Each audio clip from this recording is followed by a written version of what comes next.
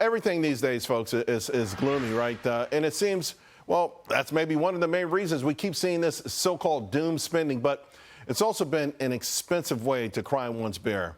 In fact, I mentioned earlier in the show, we learned in March, consumer credit declined sharply.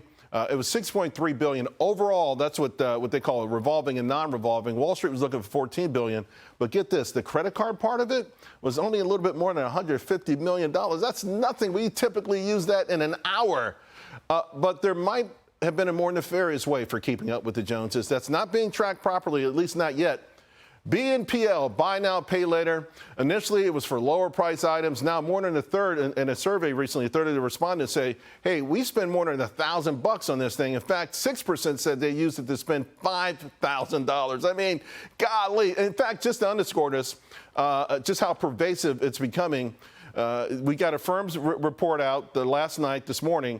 Startling, really startling insight. So the gross merchandise volume up 36%, $6.3 billion. Their revenues were up 51%. Remember, they're not the biggest buy now, pay later operative out there. So, listen, it's good stuff for the nominal part of the economy, maybe short term, but it's so deadly long term, particularly for folks who have to use these things, right? So the only thing I like to say is talk about is if you want to reel in or help to reel in inflation and improve your own economic circumstances, it's time to just throttle it down a little bit. Next time they send out some stimulus checks, put it in the bank. You know what? Don't even open it up.